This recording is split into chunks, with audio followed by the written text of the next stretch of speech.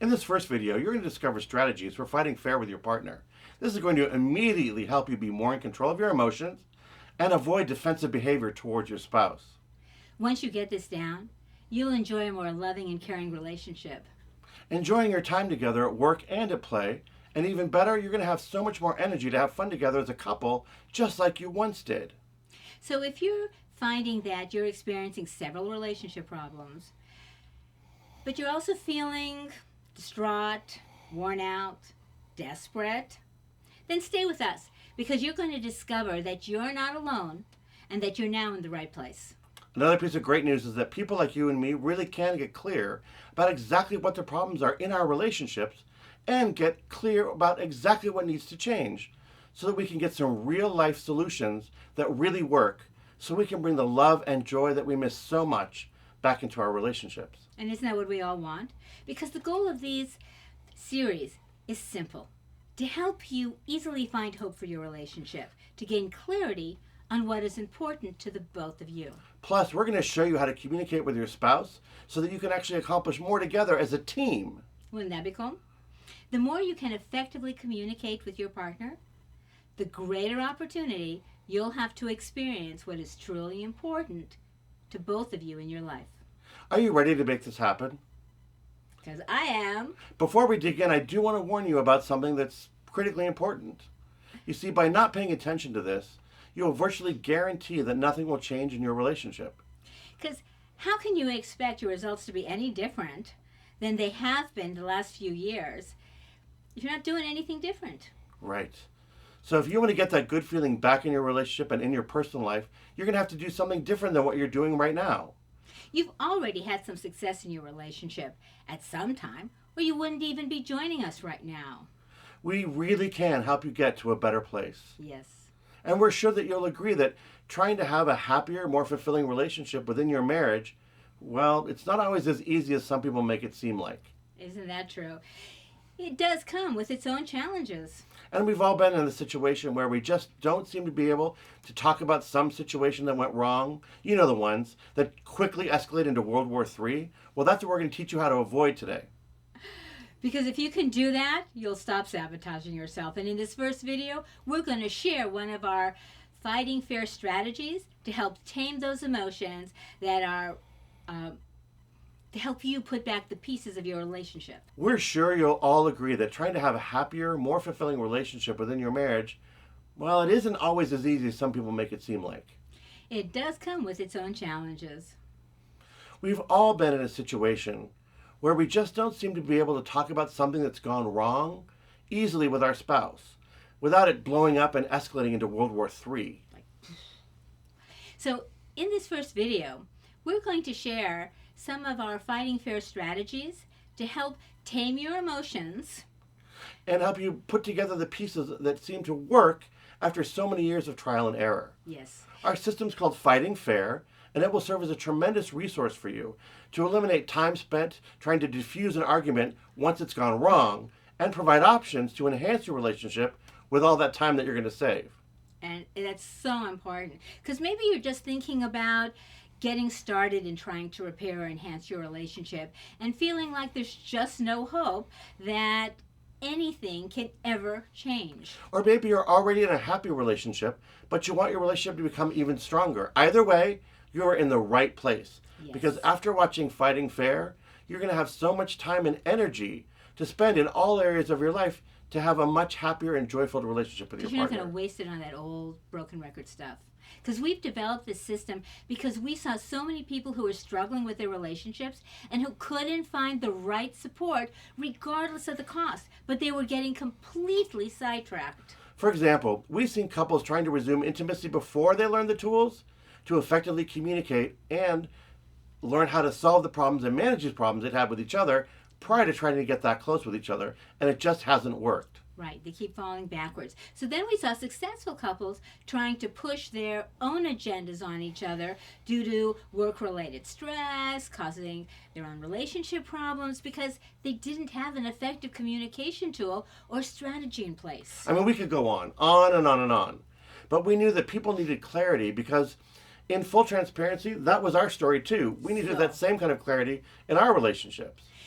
Before we outline Fighting Fair and the specifics for those steps that you might be wondering how we got into all of this and how we figured it all out. So let us tell you so you can understand where it's coming from or where we're coming from. For sure. When we first were looking for what really mattered to us, it was years about starting our practice, and we tried to help everyone.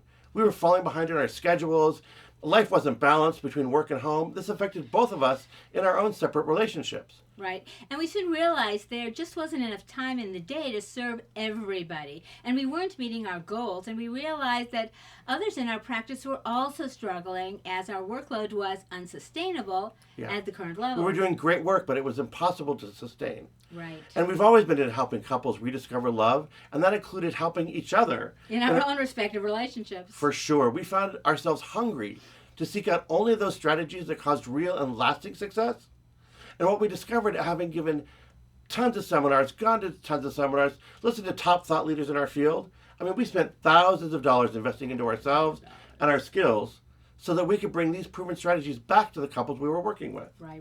We put in so much time. And what we discovered was that not one expert had everything that really worked, because couples are different, people are different. So we decided to create it ourselves. And that's when we started learning stuff, experimenting, and we discovered exactly what was the most effective ways for our couples in our LA practice. And in our own lives. Yes. And after a long, arduous journey, we're so glad that we did it, because we can say that we can bring all that we learned and tested out right to you. Absolutely. And once we focused on only those strategies that seemed to really work and create real and lasting change, we started seeing really massive growth, not only for us personally, but also for the couples in our practice. We're now expanding our practice to include off-site couples coaching through options like technology of Zoom, Facebook, online courses, and group support. And we're so excited to offer these options anywhere, anytime, any place, to couples experiencing problems so they can actually thrive in their relationship. Yes. We could never have had that growth if we hadn't personally taken the journey along with many of our great and dedicated couples who we watched grow into the relationships that they always wanted to have. We are so pleased to be able to share with you some of the strategies to help couples optimize their relationship. We're thrilled to start with those most successful strategies of fighting fair. Because let's get real. All healthy couples fight. So true. So we're going to be sharing with you some of the most critical elements that successful couples are using right now in their own relationships. To improve. And to navigate fighting fair. Yes. But the story doesn't stop with us. Everything we're about to share with you is the exact plan that we followed to build an amazing relationship with our own partners. And that's actually the plain truth of this whole thing, is that we now experience freedom from feeling overwhelmed with not getting along with our spouses, not feeling good about it, and being in a relationship now that we've always wanted. Thanks to these strategies, both of us, just like the couples we work with, are now able to have time in our lives to focus on what we want most rather than focusing on the arguments. And that's exactly what we want for you. You wouldn't be watching this if you weren't already struggling in your relationship. Or you were looking to start down the path of moving towards a more loving relationship. That's why we want to make things easy for you. Yes. So the purpose of Fighting Fair is to help you quickly overcome the arguing, fighting, Gridlock. The gridlock that freezes up so many couples and halts progress dead in its tracks. It actually sabotages you. And so you're going to learn how to feel highly connected in your relationship and still be able to fight fair.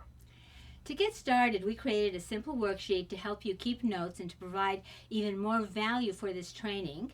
And you'll see that download link on this page, and you'll want to hit it if you haven't already downloaded it. And then you'll want to hit pause on this video, download it like Sarah suggests, and then hit play when you're done, and we'll continue from there. Absolutely. So as we go through each part of Fighting Fair, we want you to identify obvious areas of opportunity for your current relationship. Are you ready? I am. Let's get started. Okay. Now that you're clear about Fighting Fair, we're going to share with you some of the strategies that we recommend for couples everywhere. Our first strategy is called Be Problem-Oriented and Not Partner-Oriented. Right. So most of the time when people argue, they make the problem their partner. Absolutely. And what happens when you start blaming your partner, all problem solving flies out the window. Because of you, because of this, because of whatever. And then if you want to start solving problems in your relationship while you're busy being blamed, or making it all about your partner, you start what we call a character assassination while you're fighting. That's where you tell your partner what a terrible person they are, how could they have done this, why is it their fault, and believe you, They're so much like their parent. oh yeah, and believe us when we tell you that no problems ever get solved when you've got a ton of hurt feelings flying around. Because just blaming them, maybe you think that that's the answer, like the person that gets blamed is the one who's going to fix it, but that's not how it works when you're in a relationship. It really takes both of you to figure out what the solution is. And character assassination, you just get stuck. And then you begin resenting each other. And then you wonder, why did you even bring this problem up in the first place? Yeah, what for? Because you're not even getting to any solution. You're not even trying to. And that takes us to our next fighting fair solution, and that is take on one issue at a time. This is so, so important. Have you ever been in an argument with your partner and it seems like you start talking about why the trash cans weren't taken out, and you ending up with how terrible of a father you are, and why it is that you're not making enough money at your job, and how come this and how come that, and you can't even remember what you're fighting about. And the clothes are still lying on the floor, and I asked you to help, and you're not. I mean, it could be 100 things. It doesn't matter. The reality is, people once they have your attention, are so starved to be able to discuss things that they... Well, now that I've got your attention, honey, what about this? What about that? What about this? What about that? We're just adding one block on top of another, and you're not solving anything. You're just adding all these problems. Like by just dumping them, you're going to get them solved. It never gets solved that way. Right, because what you end up with is a heap full of problems and absolutely zero solutions. No solutions. And if you don't have solutions as you're going along, then it acts like a sabotage. It's like a broken record, and now you're restarting the same thing over again. You never move forward. No one ever... People may not even know what a record is. You lift up that needle and put it over. So that's what solving the problem is. It takes you to the next step. And believe us, if we tell you it's so smart to bring a pad and paper to an argument, so I tell people it sounds all crazy the time, at first, but wait till you've done it, because that way when your partner brings up something else, you just respond with a phrase, that sounds important also. Let me write that down for another time. And we'll come back to it at another time. Let's get to our third fighting fair strategy. And that is and this. These are only just some of the ones that we have, but we wanted to get some of the important ones so you could practice. Number 3 is listen, listen, and listen some more. So many fights can be handled by just opening your ears and shutting your mouth. We call that foxes in our house. Yes. Closed mouth, ears open. If you'll just listen to your partner, it will amaze you how many arguments end up working themselves out. And don't say that you listen, because if you have an answer and you start that answer before your partner's finished, you haven't listened. You're guessing what they're about to say. You're feeling defensive. You want to have all these reasons as if it's going to help. It doesn't help. Listen to what's really going on with your partner. It may not be the whole thing that's bothering them. It might be the pre-story to what the real kernel is. You want to know what is the kernel that's really bothering them, hurting them, where they feel... And don't run from the pain. We are so trained that the minute something doesn't feel good, to avoid it. Where sometimes the best things you can say to your partner is there anything more that's really upsetting you about this? What else could you share with me right now that might make you feel a little bit better? Right. Because really, by listening to the problem, you're giving your partner a forum to explore what the solutions are on their own without having to give them an answer. Right. And finally, the last thing we would share with you is this. Good intentions are one thing, but actually mirroring and listening to your partner are another. There's a great phrase that you can use anytime your partner says a bunch of things and you're starting to feel a little overwhelmed. Yes. Jump in with, what I think I heard you say was. What I think I heard you say was. It's called mirroring, and you're recreating what they've said so that if it's not right, they can kind of adjust it. Sometimes we pick up the wrong thing. Oh, so you were upset about I didn't pick up the clothes. And they go, no, I was upset about... this other thing. Right. So by saying to your partner, what I think I heard you say was, you're upset about the clothes, right? And they go, no, actually not at all. I was upset because you left the clothes in the washer like you promised you would never do. Now they're moldy. Oh, thank you for sharing that. Now I have some new insight. And you just keep going. That's the way that you actively listen. You insert phrases like, okay, to let your partner know that you're tracking them. Then you use phrases like, what I think I heard you say was, and thank you for sharing that new information with me. Right. Those are 3 powerful phrases that will really help you listen more. Oh, let's do this one. Okay, we're going to add one more. We have a whole bunch of these in the program, and we detail it out. And we have little worksheets that go with them when you're doing that. This one's called no name calling. Let me tell And you. this is so, if nothing else, start by practicing this in your relationship. Because what a difference it let makes. us tell you that words are like lava out of a volcano. And they burn. And they burn, and they hurt, and they're permanent. You can't take words back. So when you say something to your partner like, you're being a bitch right now, guess what? For the next 100 years, your partner is going to bring up that time that you called them a bitch. They will never let you forget, and you're totally guilty of it. Yes, because you said it. And it was your feeling, your feelings exploded. You then, Call them a terrible name. and even though they may go on, there's like this ember that is still burning. Festering and burning. Right. Because we're going to tell you, you think that calling your partner a name is a good idea because it will stop them in their tracks? Oh, no, no, no. Remember that ember Sarah just talked about? Pour gasoline on it. That's what happens when you call your partner names. Better to say... And the problem is every so often you do it again, which then reawakens what's Oh, going yeah. on. And it's not just that you call them a name. What it means is what hurts. And what it means is that you don't appreciate me. You don't appreciate You don't everything love me. I You don't do. like me. You don't love me. Like, I do all of this, and you can still say that, and that's where that goes. And that's why that argument continues and continues and continues. And you find yourself like back at square one so often. You think you're moving forward in the relationship, and now you're back to square one, and you don't understand. And there's a big corollary to this. And this is, I always get a kind of a chuckle out of this when I'm in session with patients. And they say things like, well, sweetheart, the thing that I hate about you most is, and it's like, that's not the time to use sweetheart. No. That's not the time to use pet names. Because you're really calling them an a-hole, but you're covering it with the word sweetheart. So then when you really do want to say, oh, sweetheart, this was really nice. All your partner feels is that terrible time when you were in an argument, and they're all upset inside about it.